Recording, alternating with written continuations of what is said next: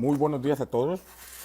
Son las 8 de la mañana con 10 minutos de este viernes 21 de agosto.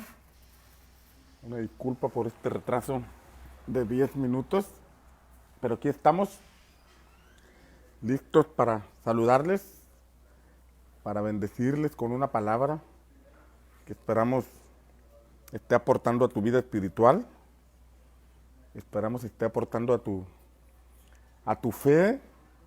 La intención es ayudarte a mantener el fuego encendido en tu corazón y recibiendo la escritura, recibiendo principios espirituales que encontramos en las escrituras. Un saludo a todos los que se están conectando. Algunos han de estar almorzando, tomando su cafecito. Yo aquí disfrutando de un rico té. Buenísimo. Buenísimo. Y bueno, ya es viernes. Es viernes y el cuerpo lo sabe. Esa frase, que es viernes y el cuerpo lo sabe. Todos los días tenemos actividad, gracias a Dios. De lunes a viernes por la mañana aquí compartimos. El lunes por la tarde tenemos un seminario, un discipulado, donde estamos impartiendo a un grupo de sembradores de la iglesia. Sábado por la tarde les comparto en un grupo privado a servidores y sembradores de la iglesia, y el domingo transmitimos a las 11:30 de la mañana en esta misma página. Así que de una u otra forma estamos procurando cumplir con nuestra asignación. Esperamos que tú estés cumpliendo con la tuya, cumpliendo con tu asignación de padre, de madre, de trabajador, de empresario, de servidor, en el área en que te desenvuelvas, que estés cumpliendo con tu asignación como hijo de Dios. Por cierto, tenemos también la página Centinelas en el Muro, en la página de Facebook, donde las 24 horas del día, los 7 días de la semana, estamos transmitiendo palabra del Señor y oración e intercesión profética. Estamos leyendo las escrituras y se lee un capítulo cada media hora y se explica brevemente acerca de lo que se leyó. Y gracias a Dios ya la hemos leído completa varias veces entre todos los centinelas. Y esto nos ayuda a estar conectados unos con otros en un mismo sentir, en un mismo espíritu, intercediendo, orando y no dejándonos llevar por las malas noticias que el mundo pueda traer, porque siempre el cielo tendrá buenas noticias. Amén. Bien, estábamos ayer viendo Daniel capítulo 4, donde Nabucodonosor testifica de su experiencia, y él señala, él escribe: conviene que yo anuncie estas palabras. Capítulo 4, versículo 2, conviene que yo declare las señales y milagros que el Dios Altísimo ha hecho conmigo. Y esta debe ser una premisa en todos aquellos que hemos tenido una experiencia con Dios, el que conviene que anunciemos, conviene que hablemos, es necesario hablar y testificar. Aquí vemos a un hombre testificando lo que Dios había hecho en él, su experiencia, su testimonio, de cómo el Señor lo había engrandecido, le había dado la facultad de ser rey. Sin embargo, en algún momento dio lugar a la soberbia, su corazón se ensoberbeció y cayó en un estado de locura, de demencia, durante 7 años, durante un periodo de tiempo, después del cual él levantó su mirada al cielo y el Señor le recuperó la razón y le permitió continuar al frente de su reino. Y esto es un testimonio que todos debemos observar con atención. Debemos observar con atención, y por dos cosas que veíamos ayer. Número uno, la importancia de hablar de Dios, la importancia de testificar, la importancia de siempre poder hablar de las grandezas del Señor. Y esto nos demanda algo, nos demanda a desarrollar una vida de fe, porque una cosa es nuestra experiencia con Dios el día que le entregamos nuestra vida, Yo recuerdo ese día, en lo particular, 8 de octubre de 1995. Ese día lo recuerdo en particular. Sin embargo, ese no debe ser el único testimonio de nuestra vida. Ese es un gran testimonio el día que cada uno de nosotros tuvo esa experiencia con Dios. Pero el camino tiene que estar marcado por testimonios de un Dios que nos acompaña, un Dios vivo, un Dios real, con el cual nos relacionamos, con el cual mantenemos una comunión verdadera, una comunión real. Y esto implica tener una vida de fe. Una vida de fe. Yo no sé cuál fue tu fecha de nacimiento espiritual, pero de ahí para acá, tú debes estar marcado por una vida de fe. Eso debe ser el sello de tu vida, porque la vida espiritual demanda una vida de fe. Juan capítulo 1, versículos 11 y 12 dice, a lo suyo vino, y los suyos no le recibieron, mas a todos los que le recibieron, a los que creen en su nombre, les dio potestad de ser hechos hijos de Dios. Habla de recibirla, pero habla de creer. Yo recibí a Cristo el 8 de octubre de 1995, en lo particular, pero de ahí a la fecha me he tenido que mantener creyendo en Él. Y esa debe ser la característica de todos los que seguimos a Jesús, mantenernos creyendo en Él. Mantenernos creyendo en Él. Y esto implica que se levantarán situaciones en las cuales tú tienes que seguir creyendo en Dios. Esto implica que se atravesarán circunstancias en las que tú tienes que seguir creyendo en Dios, en las que tienes que mantener tu fe viva en Él. El pueblo de Israel en el tiempo de Moisés habla de una generación que creyó en Dios para salir de Egipto, que creyó en Dios para la provisión diaria de alimento y el agua para subsistir, que creyó en Dios para encontrar refugio bajo la sombra en el camino del desierto, pero fue una generación que no le creyó a Dios para conquistar Canaán. No le creyó a Dios para conquistar Canaán. Entonces, tú y yo debemos observar este principio y mantenernos creyendo en Dios. Y el testimonio de lo que Dios hace en nuestra vida es algo que alienta nuestra fe y alienta la fe de otros. Pero sobre todo habla de una fe viva, una fe actual. Una fe actual. No hagas de tu testimonio de conversión el único testimonio de toda tu vida. No hagas del testimonio de cómo Dios te sacó de las drogas el testimonio de toda tu vida. O sea, busca en Dios nuevos testimonios. Busca en Dios nuevas victorias. Busca en Dios nuevas montañas que conquistar. No te quedes detenido, porque como ya te mencioné, el pueblo de Israel en el tiempo de Moisés es la evidencia de un pueblo que dejó de creerle a Dios y se mantuvo 40 años en el desierto. 40 años en la misma estación, 40 años dándole vueltas a ese lugar, a una rutina de muerte, porque iban a estar allí hasta que murieran, cuando había una tierra extraordinaria que Dios tenía para ellos. En cambio vemos el libro de Josué, una serie de acontecimientos, de hazañas, de testimonios, de victoria, de conquista, de milagros, hasta tomar por completo aquel territorio que Dios tenía para ellos. Entonces esto debe ser también una característica en ti, porque si el Espíritu Santo está en ti, Él siempre está en movimiento, Él siempre te va a llevar, va a desafiar tu fe, Él siempre te va a llevar a alcanzar las promesas de parte de Dios. Vas por tu matrimonio, vas por tu familia, vas por tus padres, vas por tu casa propia, vas por tu desarrollo, vas por tu servicio fructífero, vas por una senda donde, como dice el libro de Ezequiel, cuando aquel varón fue metido al río, el agua le llegaba a los tobillos, luego le llegó a las rodillas, posteriormente a las espaldas, hasta que llegó un punto donde solamente nadando podía estar en aquel río, porque el río lo estaba llevando a un punto donde la Escritura señala que había árboles frutales de toda clase, había pescadores, y que toda alma que entrara en ese río será sana, recibirá sanidad. Así que no te limites, métete hasta dentro del río y permite que el río de Dios te conduzca, te lleve a una tierra de fructificación, a una tierra de desarrollo, a una tierra donde la única manera en que puedes avanzar es por medio de la fe en Jesús. ¿Alguien dice amén? Entonces vemos a un rey que fue favorecido por Dios, pero que en algún momento tuvo su experiencia con el Señor. Es interesante ver este pasaje, cómo la Escritura señala que Dios levanta como rey a quien Él quiere. A quien Él quiere. Y como podemos ver, Dios permitió que Nabucodonosor fuera rey. Ojo aquí, Dios permitió que Nabucodonosor fuera rey.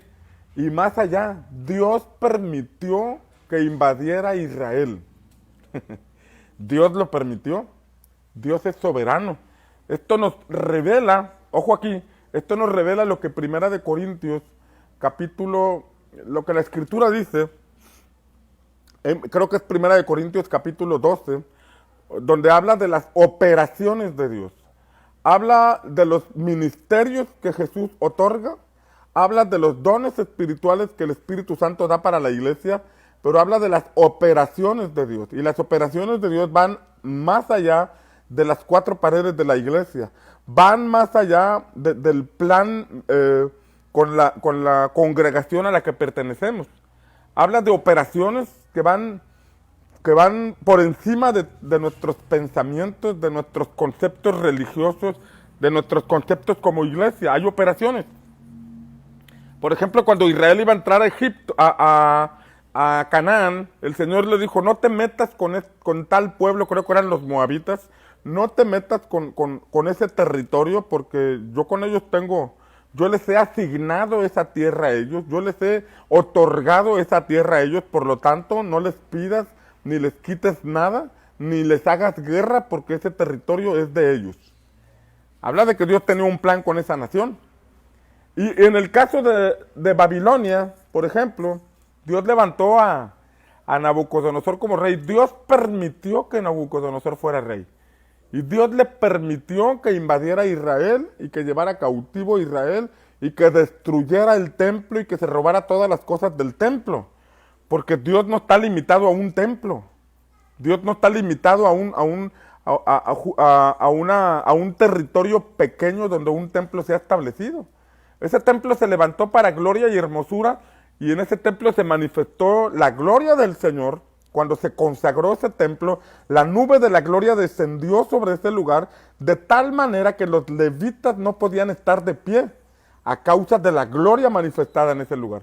Pero Dios no está limitado a ese templo, o Dios no necesita de ese templo para hacer sus cosas, para hacer su obra. Porque como vemos, Él mismo permitió que Nabucodonosor entrara y destruyera el templo y se llevara todos los utensilios del templo para mostrarnos que Él no está limitado a una religión, no está limitado a un templo, no está limitado a una organización, porque Él está por encima de todo. Y es impresionante, ¿no? Pero bueno, Dios permitió esto, pero Dios luego se manifestó a Nabucodonosor para revelársele a él. Así como la Biblia habla de Ciro, un rey de Persia, que no conocía él a Dios, sin embargo Dios profetizó mucho tiempo antes del nacimiento de Ciro acerca de él. Profetizó por su nombre a Ciro. Desde antes de que Ciro naciera, Dios profetizó por su nombre la llegada de este rey y que lo levantaría para restaurar los muros de Jerusalén. Entonces, aunque Ciro no había conocido a Dios, Dios lo levantó y Dios lo favoreció para que por medio de Ciro se realizara la obra que Dios había planeado. O sea que cuando el pueblo de Dios no despierta, cuando el pueblo de Dios no anuncia, cuando el pueblo de Dios no testifica, cuando el pueblo de Dios se detiene, siempre Dios puede levantar a alguien más. Si usó a una burra para hablarle a Balaam, a ese profeta a quien le había dicho no vayas, no vayas, no vayas, pero él se empecinó en su corazón en ir con el rey Balac. Bueno, Dios provocó que una burra hablara, una burra le dijera que era un necio. Entonces vemos aquí a Dios, al Señor, tratando con un rey, con un hombre llamado Nabucodonosor, al que le permitió ser rey. O sea, muchas de las cosas que nosotros tenemos, las tenemos aunque no lo conocíamos. Las logramos aunque no las conociéramos. Por ejemplo, la Escritura habla de que toda la autoridad ha sido dada por Dios. Y no hay autoridad sino de parte de Dios. Y no está diciendo que la autoridad sea perfecta, porque estamos hablando de que Dios otorga esa asignación de autoridad, pero la persona decide cómo ejerce esa autoridad. Hablando de los gobiernos de la tierra, Dios permite que se levanten hombres o mujeres. Y alguien dice, pero ¿por qué permite que este gobierno tan corrupto, o por qué permite que gobernantes corruptos se levanten? Bueno, Dios lo permite para que nosotros comprendamos que nuestra esperanza y nuestra mirada no debe estar en los hombres, porque los hombres son corruptos, y que el resultado de un gobernante así es por el estado en que se encuentra una nación, es por el estado en que se encuentra un pueblo. Cuando hay oscuridad intelectual, oscuridad espiritual, entonces no podemos comprender ni ver las cosas que se mueven a nuestro alrededor, y esto no es más que el surgimiento de mentes perversas, pero esas están ahí para despertarnos, para incomodarnos, para comprender que no pueden estar pasando nuevamente ni repitiéndose las mismas cosas, que cada determinado tiempo que hay cambio de gobierno ocurre exactamente lo mismo hasta que un pueblo despierta, hasta que un pueblo abre sus ojos y puede encontrar el camino hacia la verdadera libertad. Sin embargo, Dios lo permite, y cada persona que participa en esas actividades de gobierno tiene la opción de hacerlo con honestidad o de darle por el lado de la corrupción. Y en algún día le darán cuentas al Señor, algún día, si hicieron las cosas bien o si hicieron las cosas mal. Si lo hicieron en el sentido de una asignación del cielo para servir a los demás, o si le sirvieron al diablo. Porque son solo dos caminos. La autoridad es otorgada, así como Adán en el huerto del Edén, la Escritura dice que el Señor les dio la facultad de señorear la tierra, de gobernar la tierra, y ahí estuvieron mientras, en el Edén, mientras lo hicieron correctamente. El día que le dieron gusto al diablo, fueron desechados. El día que le dieron gusto al diablo, fueron destituidos de esa atmósfera de gloria. Bueno, esa facultad es otorgada por el cielo, pero no solamente a los gobernantes. Por ejemplo, los que tenemos un llamado al ministerio, tenemos que hacerlo con humildad, tenemos que hacerlo con rectitud, tenemos que hacerlo con un espíritu de servicio y no de señorearnos sobre las personas. Y todos nosotros le vamos a dar cuentas a Dios de la manera en que ejercimos nuestro llamado o nuestro ministerio. Todos le daremos cuentas al Señor. Pero aquí vemos a un rey a quien el Señor puso, a un hombre al quien el Señor puso como rey, Nabucodonosor, quien no conocía a Dios, tenía sus dioses paganos, tenía sus dioses falsos, adoraba imágenes, tenía una mente sagaz, pero también perversa. Sin embargo, Dios se manifestó a él. Dios se manifestó a él a través de la sabiduría de Daniel. Porque cuando tuvo aquel sueño que no supo, que se le olvidó el sueño y que no tenía ni el recuerdo del sueño ni la interpretación del sueño, Dios le habló por medio de Daniel y le reveló el sueño y el significado del sueño. Y le mostró que había sido puesto como rey porque a Dios así le había placido.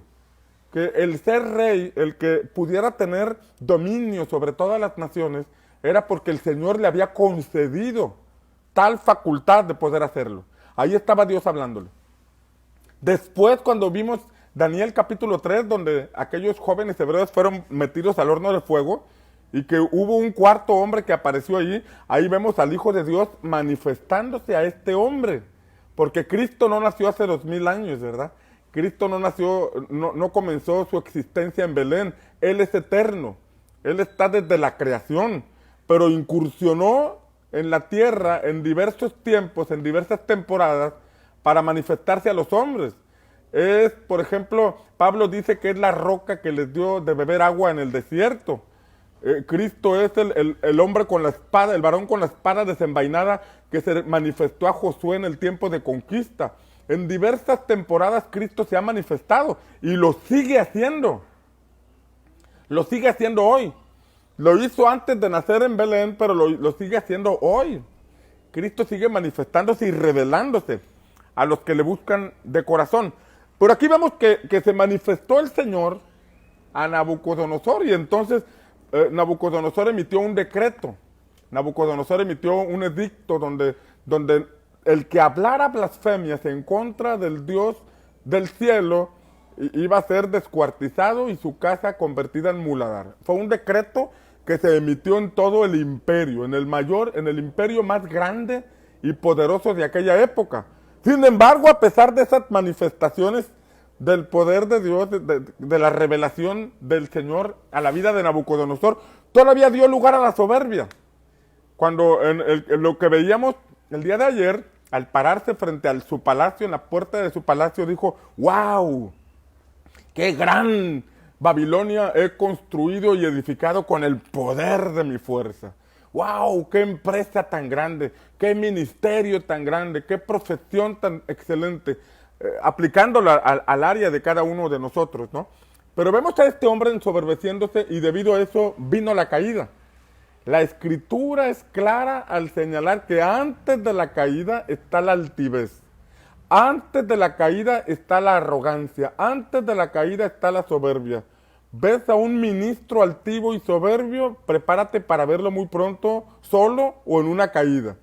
¿Ves a una persona altiva y soberbia? Prepárate para verla pronto en una caída inminente. No es que deseemos eso, sino que es un principio establecido en la palabra. Es una advertencia que el Señor nos hace, que cuando alguien empieza a dar lugar a la altivez o a la soberbia, pronto está la caída. Y aquí vemos a este hombre cayendo en una locura, en una demencia, comiendo hierba del campo, y no porque se volviera vegetariano o vegano, sino porque enloqueció, donde hubo un trato de Dios con él. Y finalmente, este capítulo nos muestra el testimonio de este hombre, el testimonio de este rey, el testimonio de que conviene que yo anuncie, que yo escriba, que yo diga las misericordias. Dice, conviene que yo declare las señales y milagros que el Dios Altísimo ha hecho conmigo. Finalmente entendió, finalmente comprendió que Dios reina por encima de todos,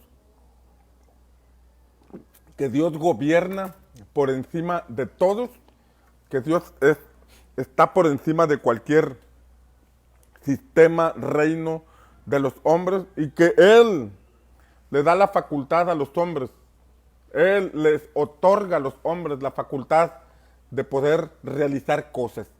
Así que si estás al frente de un grupo de vida, mantente en humildad, sea un buen servidor. Si estás al frente de una subred, con mayor razón, debes ser ejemplo en fe, en conducta, en testimonio, en palabra, como Pablo le dijo a Timoteo. Si estás al frente de una red o de algún ministerio, sobre todo, si eres pastor, principalmente tienes el llamado a ser ejemplo, a mostrar con tu actitud, con tu conducta, las huellas de nuestro Señor Jesucristo, que es humildad, que es servicio, que es el mismo ejemplo que el Señor nos pone. Ser el mayor servidor de todos, ser el mayor servidor de todos los que conforman tu congregación, tu ministerio, tu equipo de trabajo, tu grupo de vida, tu subred. Debe ser ejemplo, porque si no somos ejemplo de Jesús, entonces estamos mostrando un Jesús diferente y nos podría pasar como le pasó a Nabucodonosor, caer en un estado de locura donde perdemos todo. Pero esto está escrito para enseñarnos. Y Nabucodonosor lo testifica. Nabucodonosor lo relata, cuenta su experiencia, y esa debe ser una advertencia para todos nosotros. Tiempo después, ya entrando al capítulo 5, tiempo después viene al reinado Belsasar, el hijo de Nabucodonosor. Belsasar. O sea, el periodo de Nabucodonosor termina. No dice la escritura cómo terminó ese periodo, pero llegó el tiempo de que concluyó su vida aquí en la tierra, terminó su periodo de gobierno, y entonces toma su lugar su hijo. Después de un hombre que tuvo una experiencia con Dios, después de un hombre que testificó, en lo último que leemos de él en el libro de Daniel es que testificó de que hay un Dios que hace milagros, que hace señales, que hace prodigios, que habla de su experiencia con Dios. Después de eso se levanta un hijo de él para tomar el reino, para tomar el control de aquel imperio, para ponerse como rey, establecerse como rey. Y encontramos que este hombre,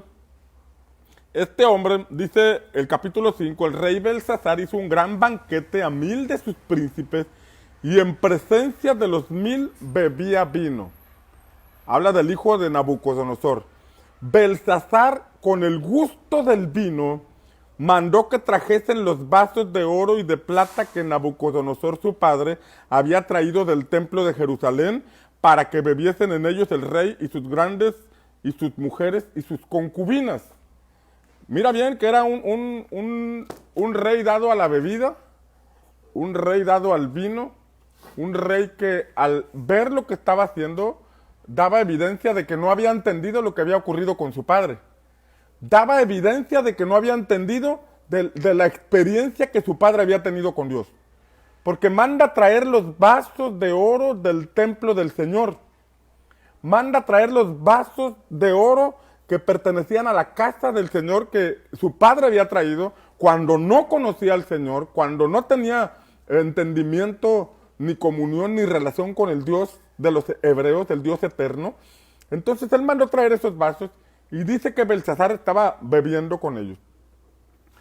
Se estaba mofando, se estaba burlando, estaba cometiendo una imprudencia, estaba realizando un acto que demostraba que a pesar de que su padre había tenido un encuentro con Dios, él, Belsasar, su hijo, no había entendido. Era un joven que disfrutaba de todos los beneficios de ser hijo del rey. Era un joven que disfrutaba de los placeres de la vida sin tener el menor interés en conocer al Dios que había sanado a su padre, en conocer al Dios que su padre estaba testificando. El Dios que había tenido con quien había tenido una experiencia su padre, quien Nabucodonosor entendió, yo soy rey porque hay un Dios que me permitió ser rey. Yo estoy al frente de la nación más poderosa de la tierra porque hay un Dios en los cielos que lo permitió y él lo testificaba, pero su hijo no tenía ese entendimiento. Su hijo no tuvo la precaución de escuchar con atención a su padre. Y aquí es donde se muestra lo que vemos en el libro de Jueces. En el libro de Jueces encontramos que después de que Josué y toda la generación que conoció al Señor, que vio las maravillas del Señor, después de que ellos murieron, se levantó una generación que no conocía al Señor. Se levantó una generación que no conoció al Dios que les dio la victoria a sus padres. Tenían la historia, tenían la herencia de la tierra que sus padres conquistaron, pero ellos no conocieron al Señor. Y como no conocieron al Señor, empezaron a tomar caminos equivocados. Empezaron a dar lugar a situaciones en donde ellos no tenían el discernimiento espiritual, de manera que abrieron puertas, de manera que adoraron a otros ídolos, de manera que hicieron culto a dioses paganos sin entender que estaban cometiendo un error, y esto era derivado de la nula o escasa vida espiritual. Nula o escasa vida espiritual. Seguramente sus hijos, esos que se levantaron en el libro de los Jueces, esa generación que se levantó, tal vez escuchó las historias de sus padres, tal vez los acompañaban al tabernáculo a ofrecer sacrificios, tal vez veían cómo sacrificaban sus holocaustos en el altar del tabernáculo, pero era una generación que no se interesó en conectar con Dios ni en entender lo que sus padres hacían. Por tal motivo se perdieron, y al extraviarse y al apartarse de los caminos del Señor, entonces sus enemigos se levantaban, porque la oscuridad no es otra cosa más que la ausencia de luz. La oscuridad no es otra cosa más que la ausencia de luz.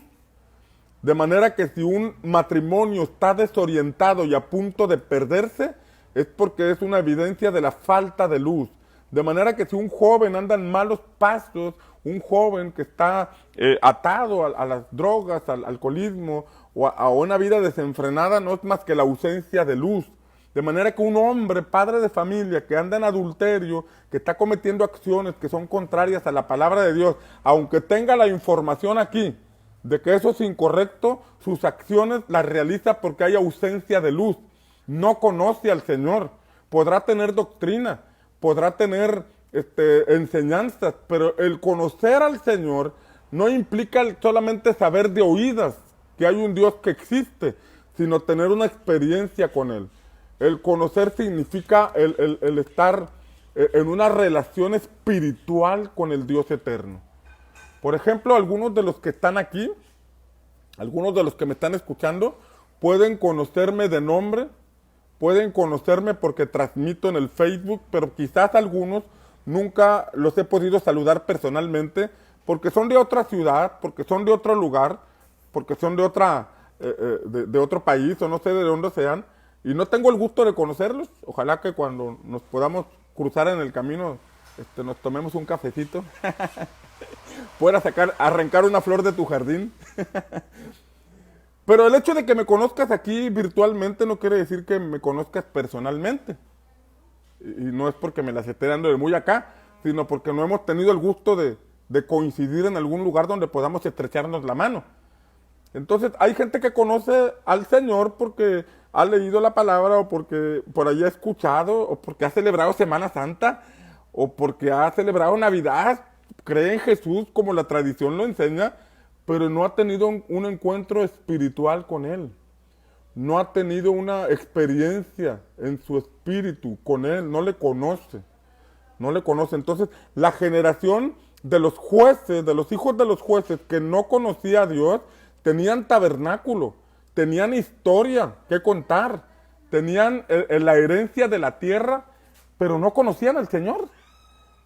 Probablemente iban al tabernáculo, pero al mismo tiempo tenían otros dioses falsos, tenían sus baales, daban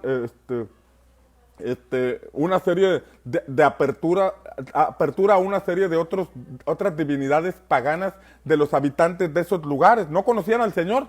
Y por tal motivo, al haber ausencia de luz, las tinieblas empezaron a incursionar en esos pueblos. Por ejemplo, leemos en Jueces capítulo 6, que en el tiempo de Gedeón dice que el Señor entregó a Israel en mano de Madián.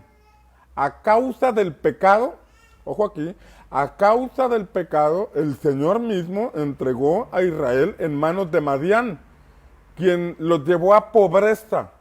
Así dice la palabra, los llevó a pobreza. Israel empobrecía, porque cada vez que estaban las cosechas, venían los madianitas por multitudes como langostas y se robaban todas sus cosechas e Israel empobrecía. Era el pueblo de Israel. Y digamos que si Israel en el antiguo tiempo representa a la iglesia ahora en el nuevo pacto, era una iglesia, era un grupo de creyentes, era un grupo de hermanos que empobrecían. Porque cada vez que sus cosechas se daban, venían los madianitas y los robaban. Pero todo eso era derivado del pecado del pueblo. El pueblo tenía sus altares, el pueblo tenía su tabernáculo, el tabernáculo en Silo, ahí estaba todavía el tabernáculo que levantó Josué. Sin embargo, también tenían sus baales. Vemos en este capítulo 6 que en la misma casa de Gedeón había un baal, un ídolo que tuvo que derribar. Cuando el Señor lo llamó, tuvo que derribar el ídolo que estaba en su propia casa y tuvo que sacrificar un toro para ofrecerlo en holocausto al Señor. Entonces era un pueblo que pensaba creer en Dios, que pensaba que pertenecían a Dios, pero que sus acciones daban evidencias de que no conocían al Señor. No conocían al Señor. Digamos, es como hoy una institución religiosa que dice pertenecer a Dios, pero quienes participan en esa institución religiosa no tienen vida espiritual, no leen la palabra, simplemente siguen en una tradición que sus padres le dejaron Y por esa razón hay oscuridad en los matrimonios, hay oscuridad en las familias, hay situaciones que se levantan porque a pesar de tener una herencia religiosa no conocen al Señor. O sea, no basta con tener una herencia religiosa. No basta con que nuestros padres nos hayan dicho cuál es el camino, sino que cada uno de nosotros debe tener un encuentro personal con Dios, porque Dios es espíritu y los que le adoran en espíritu y en verdad es necesario que le adoren. Entonces, en el libro de Jueces, cuando ocurría eso, ya mencionamos Jueces capítulo 6, donde el pueblo empobrecía y Dios comisiona a Gedeón, Dios se manifiesta a Gedeón. Y entonces cuando el Señor viene con Gedeón, el Señor le dice, varón valiente y esforzado, el Señor está contigo. Y entonces Gedeón pregunta, si Dios está con nosotros, ¿por qué nos está aconteciendo todo esto?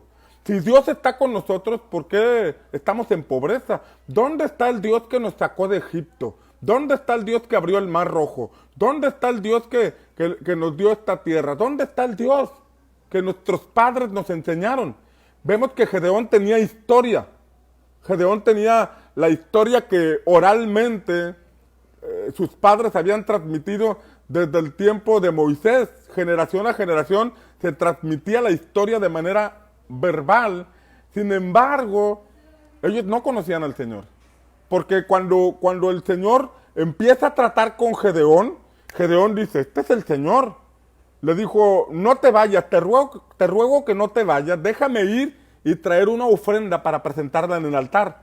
Entonces va Gedeón y trae una ofrenda que presenta en el altar, y entonces el fuego se enciende y puede ver al ángel del Señor. Ahí se manifestó el Señor a Gedeón.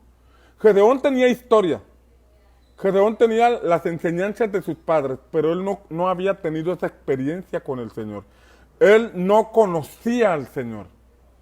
Pero cuando el Señor se le manifestó, entonces él se levantó y pudo cumplir con el llamado que el Señor le estaba haciendo de liberar al pueblo de Israel. Y con 300 hombres pudo enfrentar a un ejército de más de 120,000 personas.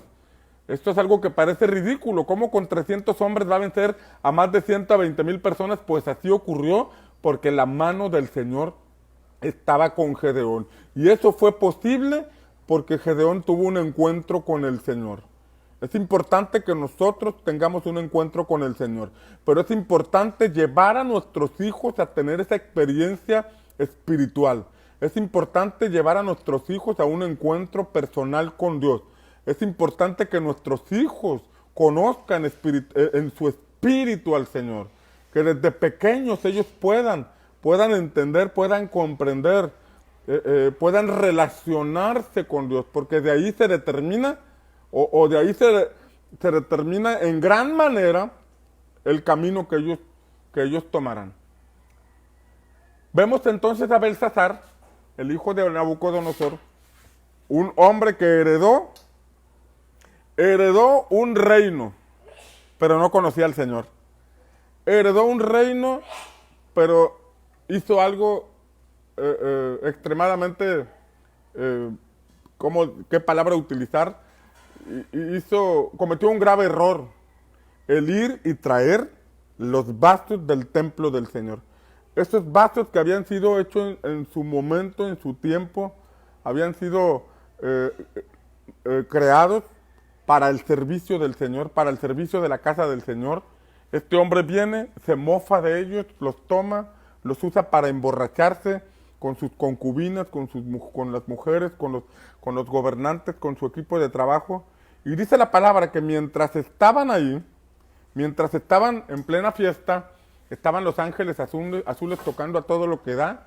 Después llegó la Sonora Matancera y estaba el bailongo en todo su apogeo. Cuando de repente dice la palabra que apareció una mano. Apareció una mano y empezó a escribir en la pared. Apareció una mano. Y al aparecer esa mano escribió algo que todos se quedaron perplejos, asombrados. Y el rey también dice la escritura que se puso pálido y las piernas le temblaban, porque así apareció la mano y escribió en la pared. Y entonces dice la palabra que el rey mandó traer a todos los sabios de su reino.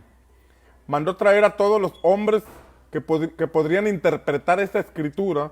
Y les dijo, el que interprete la escritura, lo que está escrito ahí, el que lo interprete va a ser vestido de púrpura, una vestimenta para reyes, y será el tercer hombre en todo mi reino. El que interprete esa escritura va a ser el tercero en este reino. Y todos los sabios vinieron y empezaron a ver aquella escritura y no la podían interpretar. No podían interpretar lo que el texto decía en ese lugar, lo que la mano escribió, no lo podían interpretar. Y entonces la reina, la mamá de Belsasar, la viuda de Nabucodonosor, le dijo a Belsasar, ¿sabes que en el tiempo de tu padre había un hombre que sobrepasaba a todos los demás? Un hombre llamado Daniel, a quien consultaban para asuntos profundos, a quien consultaban para resolver enigmas, a quien consultaban para resolver o interpretar sueños. Y entonces el rey lo mandó traer. Y cuando lo mandó traer a Daniel, esto quiere decir algo. Si no estaba dentro de los primeros sabios que habían llegado, es porque este Belsasar no lo tomó en cuenta. Si no estaban entre los primeros, Daniel no estaba entre los primeros sabios que vinieron a aconsejar a Belsasar, quiere decir que Belsasar ni conocimiento tenía de la existencia de Daniel, ni conocimiento tuvo de lo que su padre vivió, ni conocimiento tuvo de la experiencia que tuvo con Dios su padre. Estaba ausente, estaba tal vez gozando de todos los beneficios y privilegios de ser un hijo de rey que nació entre sábanas de seda, entre sirvientes que desde pequeño le cambiaron los pañales y se encargaban de todas sus necesidades, de tener los mejores caballos, de estar paseando en diversos lugares. Era un hombre que estaba ausente de lo que Dios estaba haciendo. Y debido a esa ausencia no sabía que Daniel existía y le contaron acerca de Daniel y vino Daniel y cuando llegó Daniel, Belsasar le dijo, mira que yo daré a quien interprete estas palabras, le voy a dar vestidos de púrpura y le voy a hacer el tercero en todo el reino. Y Daniel le dijo, tus dones sean para ti, dáselos a quien tú quieras. O sea, yo no quiero hacer tratos con gente impía. Yo no quiero hacer tratos con gente que no tiene temor de Dios, ¿no? Y entonces viene Daniel y observa lo que está escrito en la pared. Y al observar lo que está escrito en la pared, le empieza a decir a Belsasar el testimonio de su padre.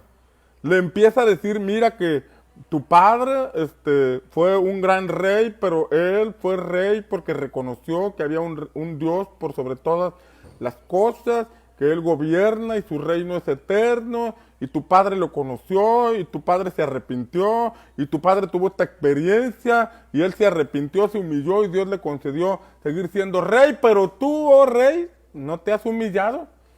Tú, oh rey, no has caminado en integridad, tú no has caminado en humildad, tú no te has humillado delante del Señor. Por lo tanto, estas palabras que están en la pared son un decreto que Dios ha determinado contra ti. Son un decreto que viene contra ti. Y dice Daniel capítulo 5, versículo 24, y dice, entonces de su presencia fue enviada la mano que trazó esta escritura.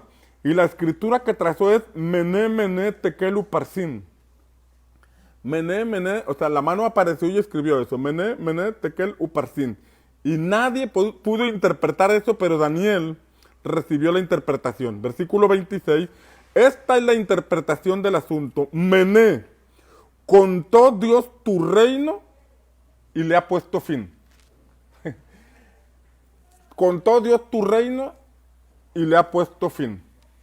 Su padre tuvo una oportunidad, pero esa oportunidad la debió haber tenido su hijo, Belsasar, pero su hijo decidió ignorar los pasos de su padre. Vino el decreto de parte del Señor y le dijo, contó Dios tu reino y le ha puesto fin. Tekel, pesado has sido en balanza y fuiste hallado falto.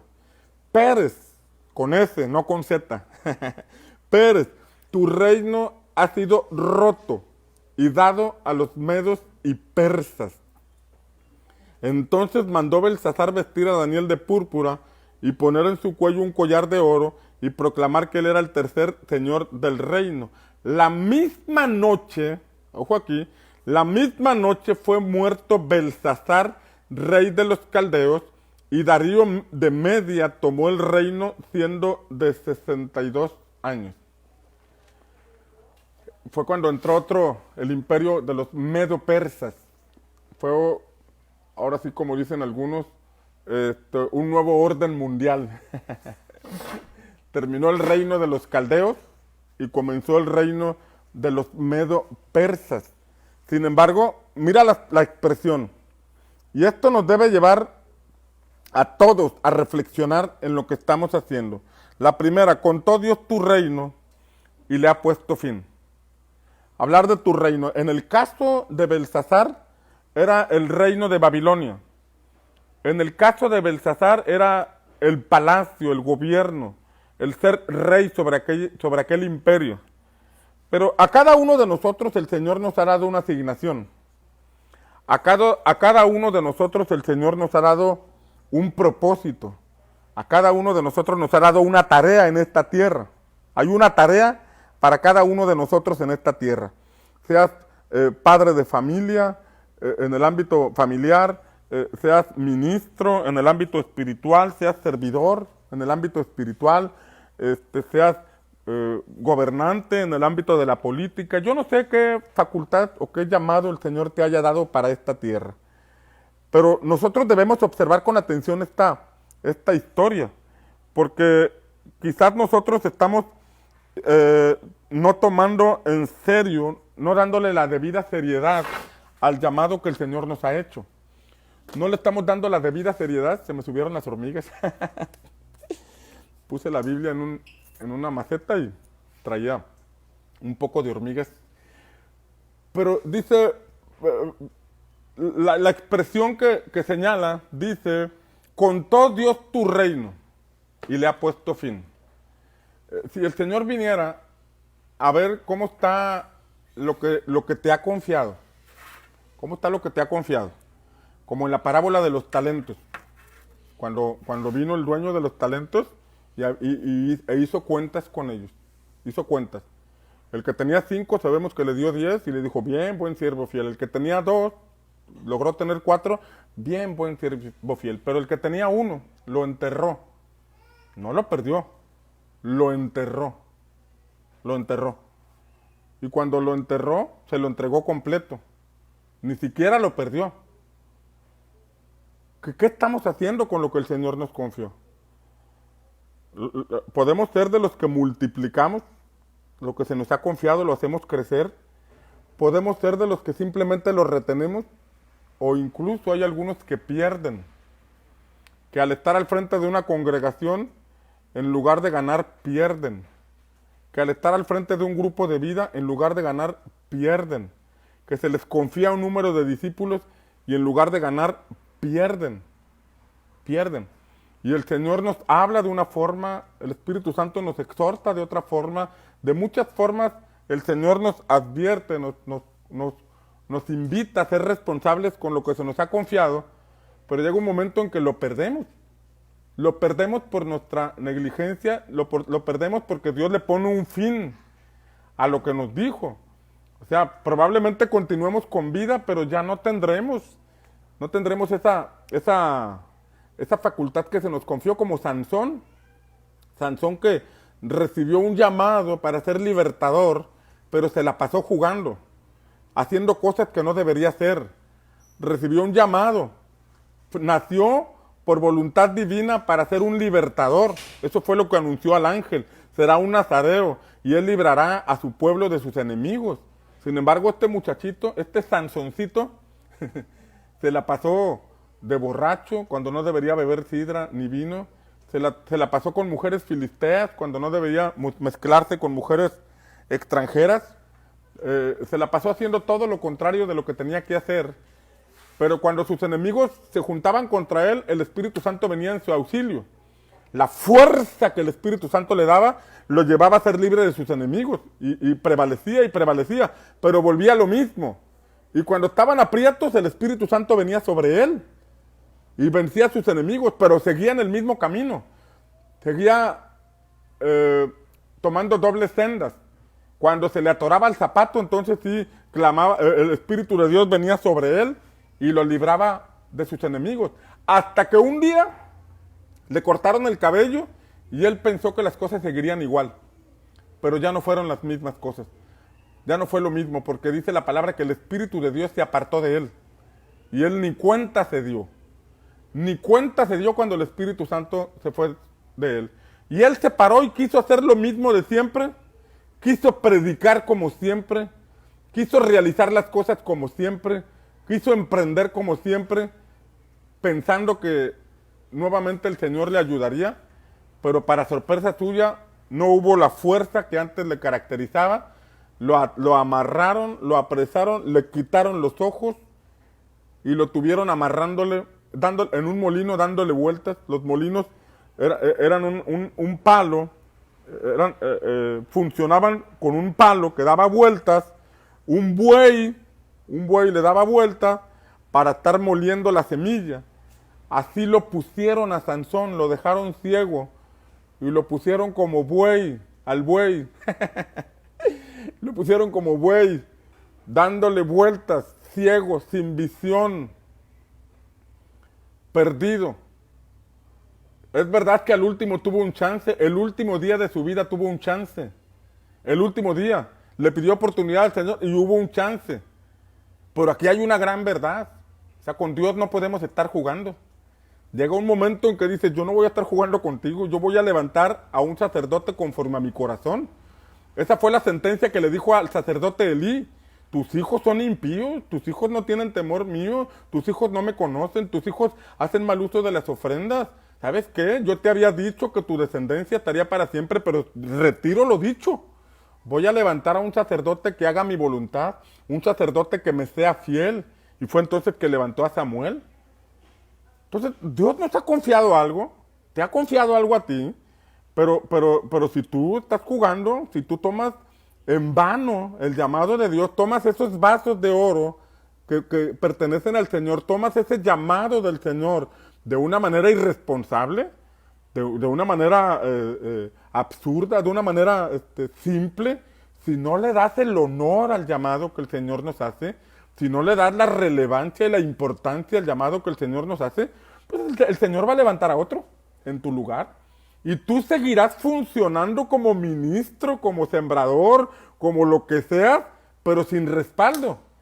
Porque el llamamiento es irrevocable, los dones son irrevocables. Estarás hablando en lenguas ahí a 10 personas, estarás haciendo milagros con 5 personas y no pasarás de cierto número porque fuiste hallado falto en algo. O sea, esto debe confrontarnos en cómo estoy realizando las cosas que el Señor me llamó a hacer.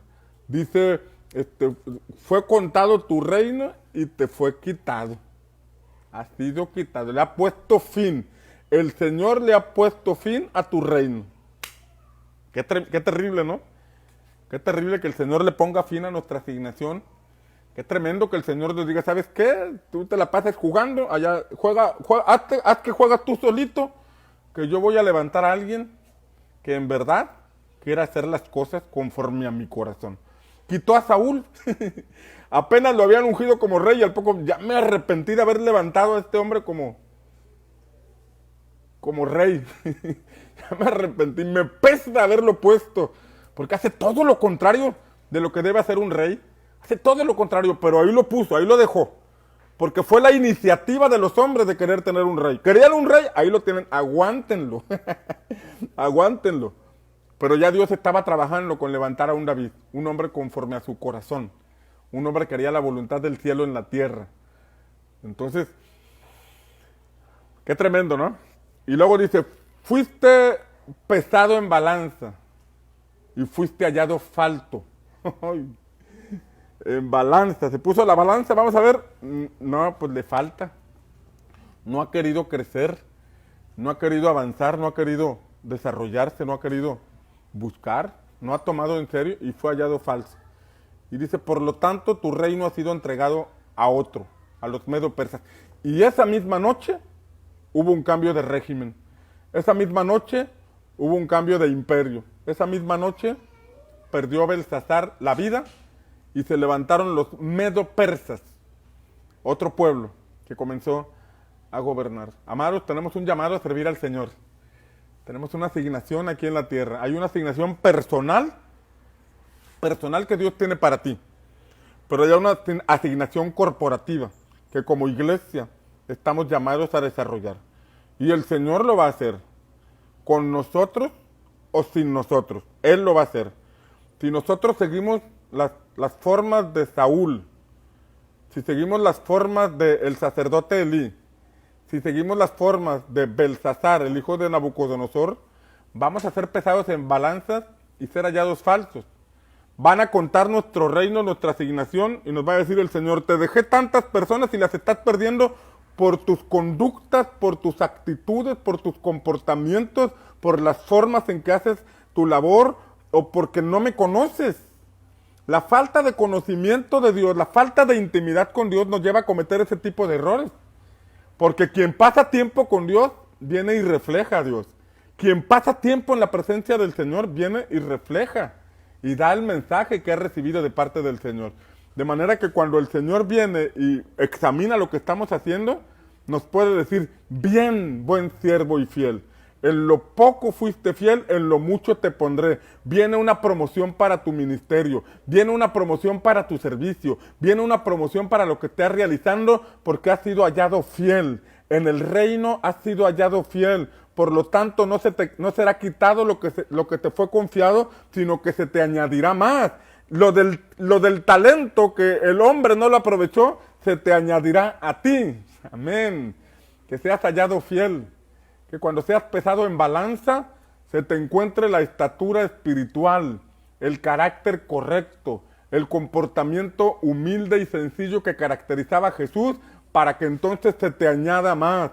Si estás perdiendo en lugar de ganar, debes ver cómo está tu balanza. Si estás perdiendo en lugar de ganar, todavía tienes oportunidad de buscar en el Señor que Él te transforme, que Él te dé esa facultad, que Él te dé un chance para que lo que estás haciendo sea fructífero, para que tu grupo de vida sea fructífero, para que tu subred sea fructífera, para que lo que estás realizando, en lugar de estar siendo cortado, sea multiplicado y sigas avanzando, porque el favor de Dios está sobre ti, porque fuiste contado y en lugar de quitarte te añadieron. Fuiste contado y en la balanza saliste favorable, pasaste. Y por tal motivo el Señor te asigna más, que esa palabra se cumpla en tu vida y que puedas prolongar lo que estás realizando, que multipliques lo que estás haciendo. Si eres empresario, que el Señor te dé la facultad de crecer, de ensancharte, que en este tiempo de crisis para el mundo tú encuentres las oportunidades que el cielo te presenta, que como ministro, como pastor, si me estás escuchando y eres pastor,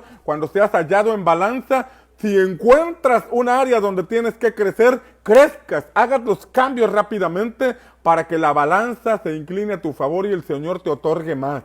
El Señor te permita crecer, el Señor te permita multiplicarte, el Señor ensanche el sitio de tu tienda. Si eres servidor en una iglesia, si eres sembrador en un grupo de vida, en una subred, que cuando el Señor vea lo que has estado haciendo durante todo tu servicio, vea que en lugar de perder estás ganando, vea que en tu listado en el sistema encuentra que todos los que se te han confiado están activos, entonces te conceda más y puedas crecer y multiplicarte. Y si por alguna razón has perdido mucho, es bueno que recapacites y tomes en cuenta que lo que el Señor te está haciendo es un llamado que demanda responsabilidad.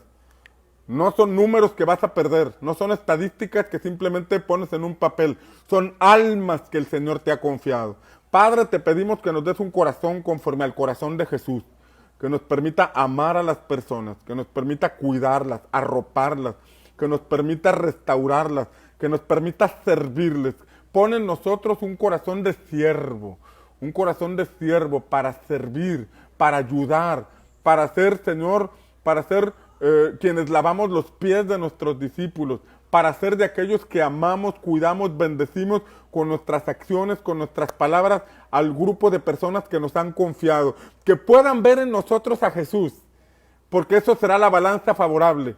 Si nosotros reflejamos a Jesús, si tenemos las palabras de Jesús, el carácter de Jesús, entonces la balanza será favorable y podremos continuar avanzando y creciendo hacia lo que viene. Que en el nombre de Jesús tu balanza sea favorable.